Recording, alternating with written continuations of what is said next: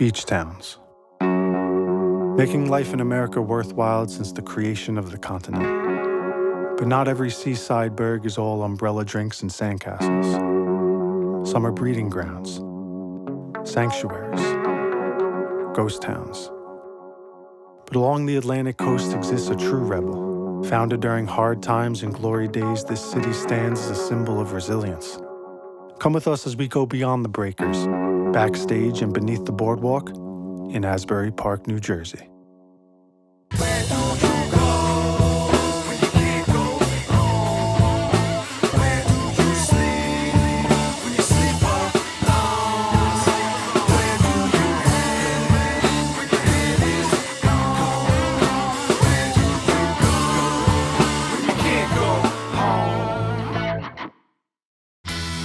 Asbury Park, the subculture backbone of the Jersey Shore. But you could leave your hair gel and body spray at home because this town is raw, gritty, and makes a wonderful artisan crepe? Okay, so it's not the Asbury of decades past. But what town stays the same? Like cities all over America, Asbury is enjoying a rejuvenation period, complete with luxury condos and a brand new hotel. But will the home of the boss lose its edge? We're here to find out.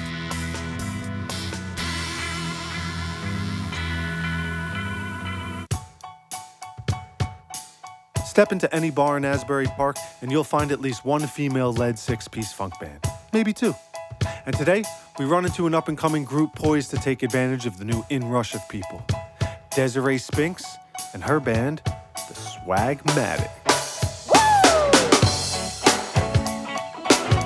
It's a really good time for us to be doing this in Asbury Park, you know? The scene's been blowing up like it hasn't been since like the 70s. Yeah.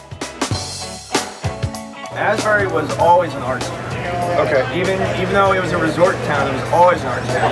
You had the old convention hall that had everyone from Abbott to Costello. Led Zeppelin. Led Zeppelin skipped Woodstock to go play to convention hall. Wow. Yeah.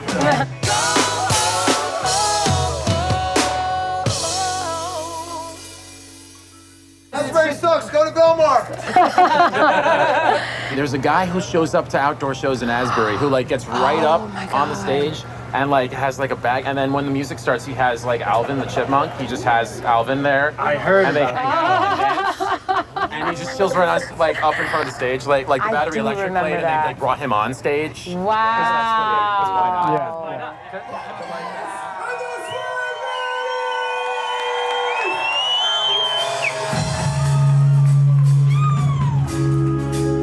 I was raised a Jehovah's Witness, so I didn't really get out and go see shows until I was an adult. It's messed up to me, and I make fun of them for this all the time because they became witnesses when I was 6 or 7, so that I had already had Christmas and birthday parties and like stuff like that. And then all of a sudden there's no more. I'm like, what the heck, man? This stinks. Have you written any music that reflects that? I haven't actually really thought about it until right now. Like those celebrating, right? Like Yeah, no, because those celebrations aren't in the Bible. So do they consider like your shows and stuff like celebration? Or are they? No, because I'm working. My grandmother still comes to my shows because that's my craft and that's my trade, and that's what I'm making and I'm giving it to them. That's my skill. I think just coming from that and feeling like I was suppressed, being a backup singer, suppressed, and finally coming out of that.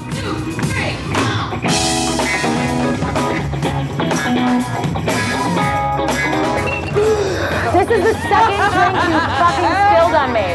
Get away from me.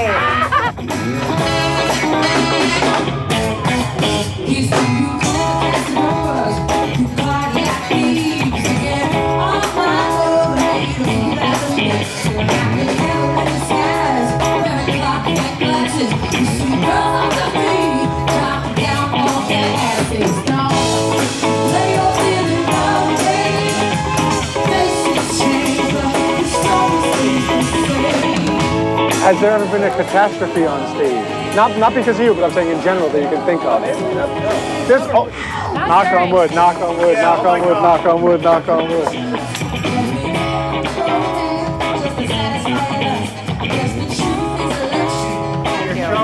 Cheers to you. And thank you. That's it. Cheers. Of course. Say hello. Say hello. Salud. Salud.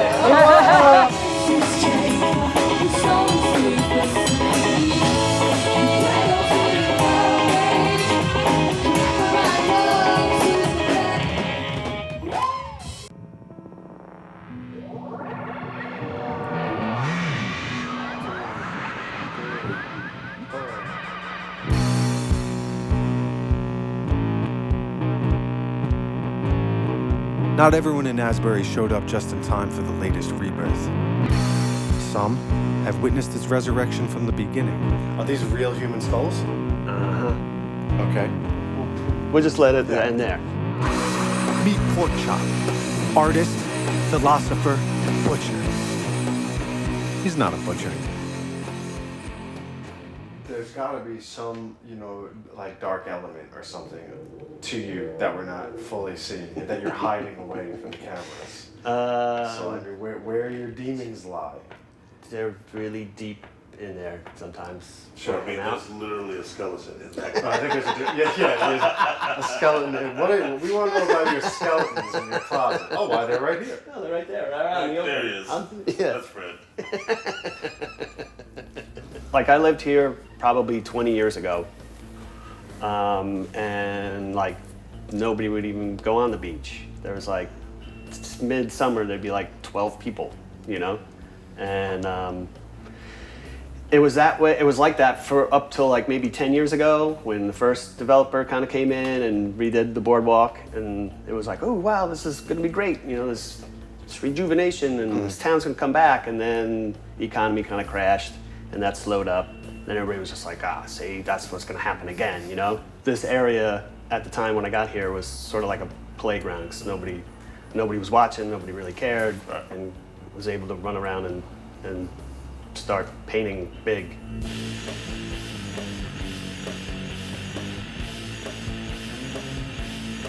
This is the piece.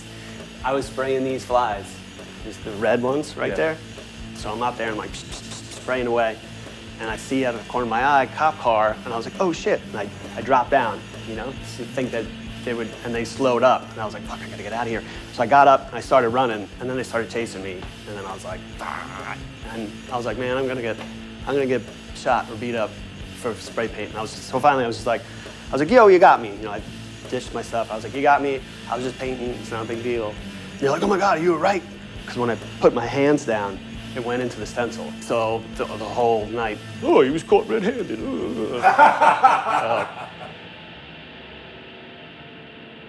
Will it ever get to the point where Asbury has lost its weirdness enough where you'll want to head somewhere else? I'm sure. Yeah? Yeah, that's what usually happens, right? The weirdos and the freaks and the artists come in and they make it cool, and then people want to come there, and then they drive them out because the rents go up. Do you have your eye on any place? Not totally, A lot of people who have been here for a while who hate the fact that there's more people here, they're like, man, we got to go to AC. AC is kind of bombed out right now and be like the next thing. But then you have to live in AC, I guess. Yeah, that's a whole nother. Because I would love to see AC's version of artistic gentrification. Right. That is actually interesting. Yeah. That is interesting. Yeah. All right. Asbury is home to many unique characters, and it attracts them too. Tonight, we are lucky enough to catch up with the Clown Power Tour and the iconic performer, Clownvis Presley. All right, Asbury Park, how you feeling tonight? Fantastic. My name is Clownvis. I am the king of clowns, and it is an honor to be here tonight. Make a little noise. Let me hear you. I love it. I love it so much. We're going to have a lot of fun tonight. Rolling through with the Clown Power Tour. Myself and Max. Must have been hard for you as Clownvis, like in high school and middle school and stuff. Did anyone ever, react to all this? Sure, yeah. Like when you were a kid, I mean, sure. just you kind of stick out. So sure. I mean, and that's hard for you? Yeah, and it's happened my whole life. But I think a lot of people deal with that. A lot of people have things that make them weird or things that make them insecure, and I'm just like anybody else, and as we grow and come into ourselves, I find power in being myself, whereas if I'm me and someone, if I try to fit in, if I try to put up a hood, and cover my face, and then someone kind of laughs at me or makes fun of me, then I'm like, boy, I'm not even being me, and I'm getting laughed at, then I feel weak, Yeah. But if I'm myself and I know what I'm worth, I know how good I am, and then I get laughed at, it don't mean nothing, it don't mean nothing. So it's more of a self-empowerment. If I can be myself, I'm almost invincible. That's how I feel in my mind, From sea to shining sea, Here's a quick history lesson. It was about 5,000 years ago that the Pilgrims first landed on Fraggle Rock. And what was the first thing that those two pilgrims saw when they got to this great land? That's right, the Statue of Liberty. The one pilgrim said to the other pilgrim, "Hey, do you see that giant green lady in the distance?" He says, "Yeah, I do." He says, "Do you know what that means?" He says, "No, what?" The pilgrim said, "If something like that can exist in a land like this, brother, we've got it made." And those two pilgrims crawled onto land and proceeded to manifest destiny the shit out of this country. And here we are in Asbury Park tonight.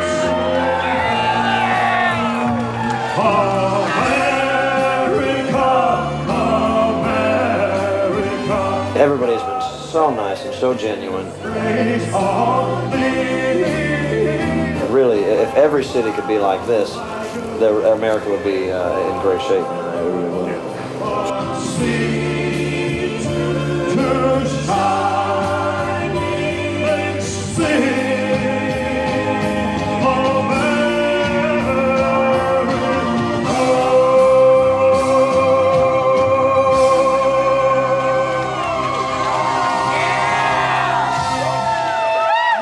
Thank you very much. You're a good audience. You're a smart audience, I can tell already. Up next, we hit the boardwalk, make it epic, and find the perfect spot for quiet contemplation. And go searching for punks. Scott and Handel, my new best friends, thank you for welcoming me. Asbury Park is a beautiful place, and it always will be. Thank you, guys. Thank you.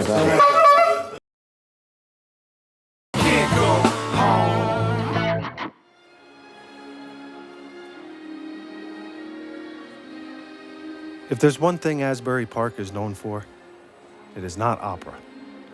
But that's changing, thanks to opera singer and instructor Jenn Rositano.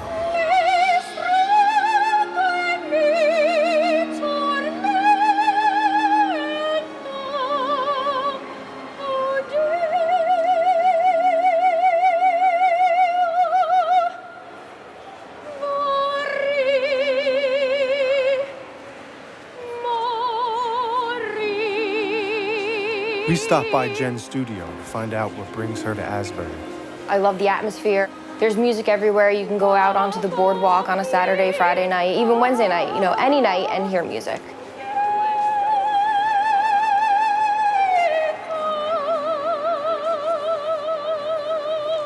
I get people that just stop and they stare and they smile and then they go, you know, they go their way.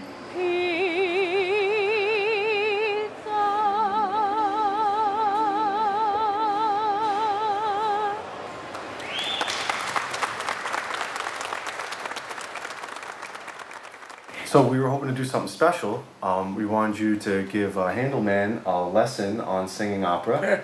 And then later on, we're going to meet you on the boardwalk and we're going to record your performance and have him come up and be a special guest singing opera in public. Okay. I got an interview I got to take care of, and I'm going to let you guys do some lessons and get up his chops. So thank you so much. Awesome. Thanks.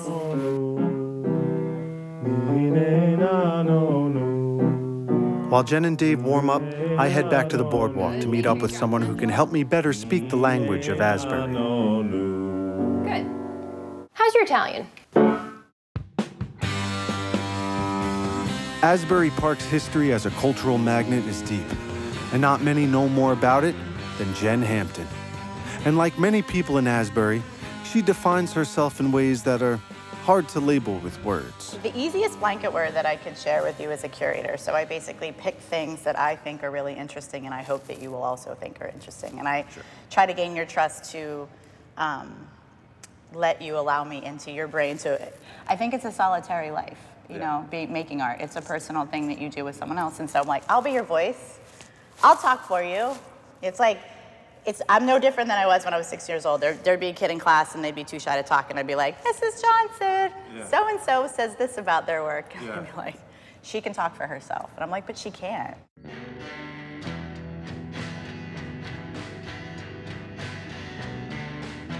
If you're the type of person that music, that vibration works with you and it moves you, you'll go anywhere to see it. You'll go in a hole in a wall and sit and see your best band that you love. So I think that what's important for people, like the development all says they embrace that. But I think, like, do you really embrace it? Like, are you developers that go to shows? Well, that's always the whole conversation. Yeah, are you just using culture to sell a condo? So I think, like, for certain businesses, this influx of tourism changes their lives because all of a sudden they're making money.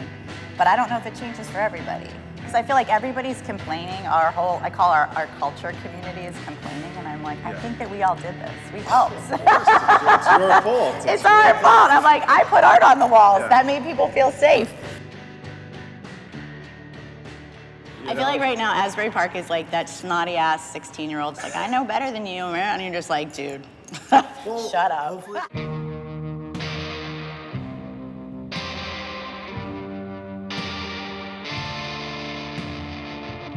For more than a decade, Jenn and a coalition of creatives managed the iconic Jersey venue, Asbury Lanes. The Lanes was more than just a DIY rock club. It was a refuge for people living on the fringe. But now, after 11 years building up the scene, the cold hand of corporate greed has come to collect, and Jenn finds herself on the outside, looking in.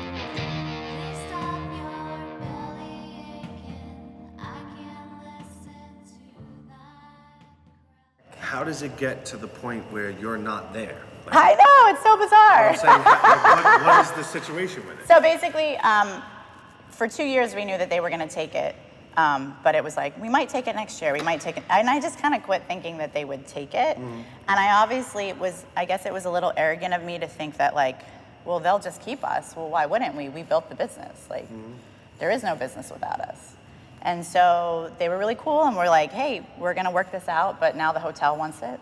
They wanna make it part of the hotel, and I'm like, that's great, as long as we can do our thing the way that we think is necessary. So it's like someone literally was like, you can live in this building for 12 years, but now we're gonna change the locks and you can't come back in. So I think a lot of people are traumatized by that because there's a lot of keepers of the lanes. What if they, reopen the lanes and they want you to come manage it, but they want you to play by their rules?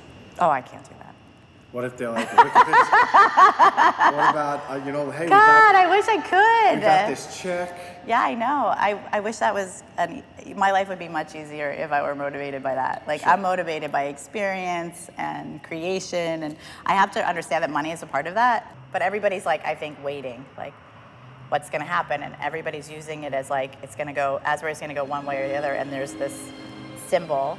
Asbury Lanes has become a symbol of like, it's gonna go this way, or it's gonna go that way, depending on what that happens in that building. And I'm like, that's too much stress, I can't stand it.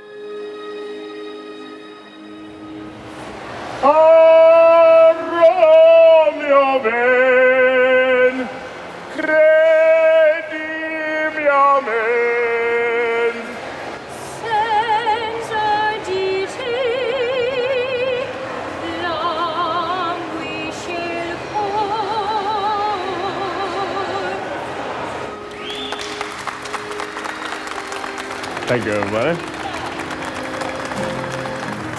Thank you very much. Another night in Asbury, another chance to get to know yourself. Tonight we catch up with 20-year Asbury resident, musician, and doctor, Gina Buono, to talk about where she thinks the city is headed. I'm in the mirror. I'm in the gym. I cannot wait for you to see the shape I'm in.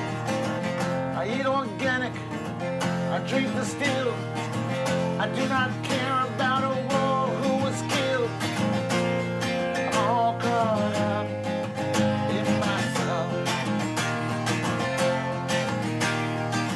I'm just about the age of 33. I have all that I could want, but it must be gone for me. A trust fund baby, a silver spoon. I can't begin to love you now and have no room. I'm all caught up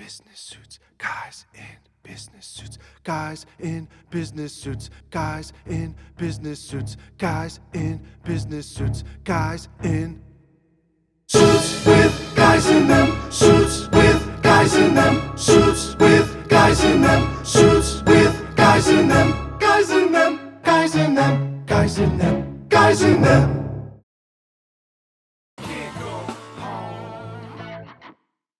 Behind every great scene is a network of managers, promoters, and venue owners who work tirelessly to keep the spirit of local live music alive and thriving. Today, we sat down with Chris and Amy Dickman, owners of the Asbury-based indie record label, Little Dickman Records.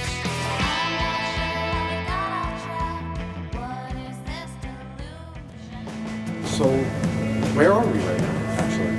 This is Convention Hall. There used to be a lot of cool shows here back in the day. But this is legendary. This is a legendary venue right here. I think everybody's played here, from Pink Floyd to Springsteen, of course.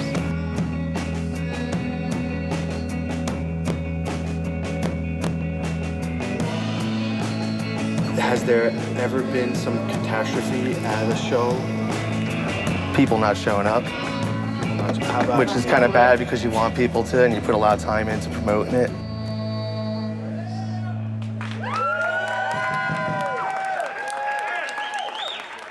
There was a big PR campaign for Asbury Park, and it was rock and roll town, but if you're not actually participating and going to the shows, then it's a big farce. I'm scared that's gonna happen.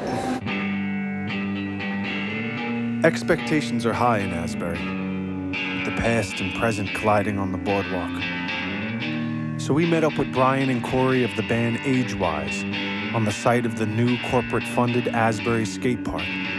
And they fill us in on the location's history and the trappings of nostalgia. It used to be just like the skate park, and the best way I always tell people when I talk about it, because I remember being here when I was a kid, seeing all these awesome shows and stuff.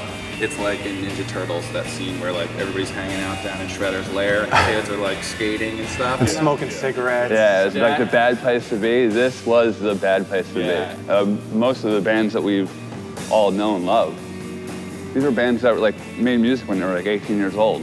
Yeah. Like we worship songs that were made by like 14, 16, and 18-year-olds. You know, like the Germs and the Misfits and stuff, they were in high school when they wrote this music. But we still worship it, like it's timeless.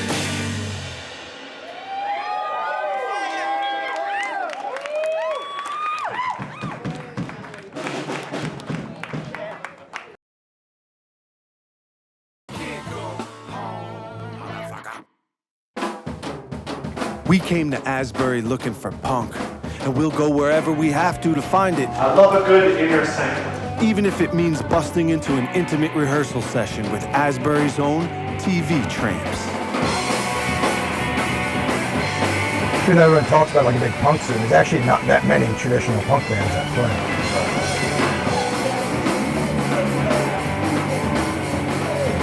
And you look at a place that's $3,000 a month for a studio, who's going to live there? You're not going to get a punk rock band.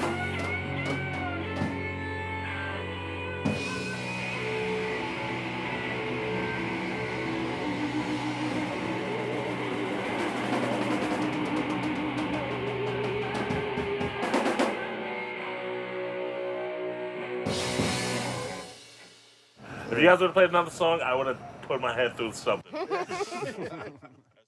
What do you think is the energy that's attracting so many people to Asbury then? Not us. You see? I get kind of turned off by this town because they want to bring like all these. They want to bring these bands from like all over the place because they think that's going to make Asbury weird again or something. Like they're all looking for the next best thing. I'm like, it's sitting right here. Like we got the shit right here. I need to stop caring, but because that'll just make me bitter. Yeah, because I don't know. I grew up here and I just see all the changes, and I wanted Asbury to kind of like catch up with what I was doing, but it's kind of just like gone past. It's like, screw you, enjoy, we're gonna do our own thing.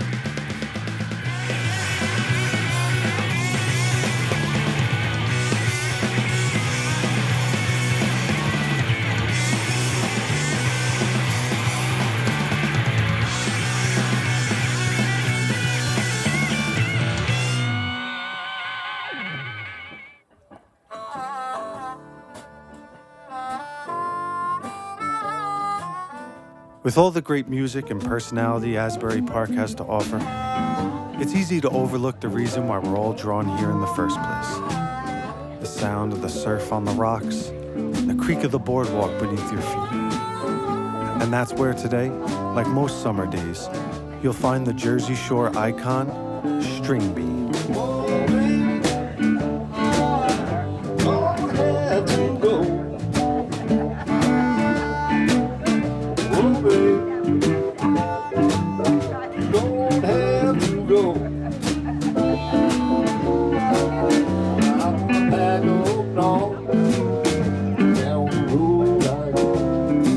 Playing is a natural change of consciousness, you know, and then looking at the ocean is something that kind of changes the way you feel, and then having people walk by, like people watching, they all add up to like, they're all subtle change of consciousness things, but they add up to like a general natural buzz, you know, like a real change in beach buzz, kind of, yes.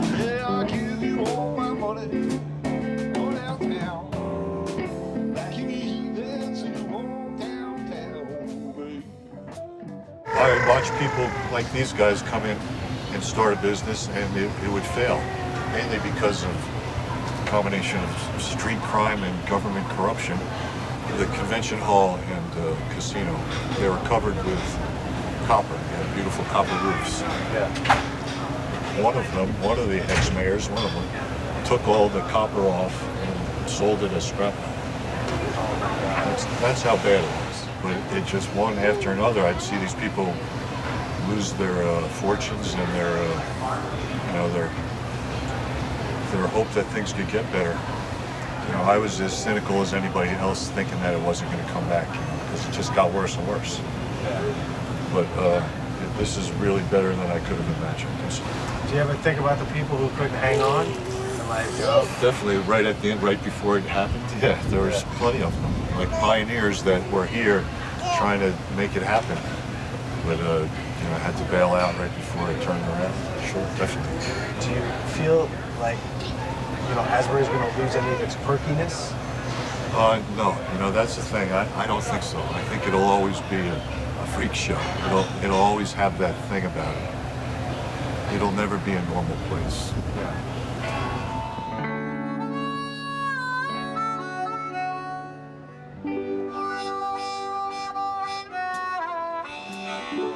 As we settle in for the final sunset of summer, and take one more moment to view Asbury from the cheap seats, it's easy to see why the world seems to be rediscovering this tattooed gem down the Jersey Shore, and why the ones holding the keys want the door left open for everyone.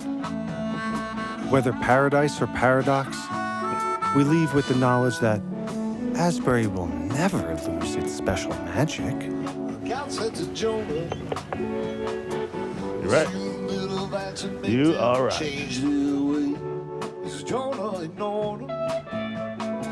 He took a ship and he went the other way.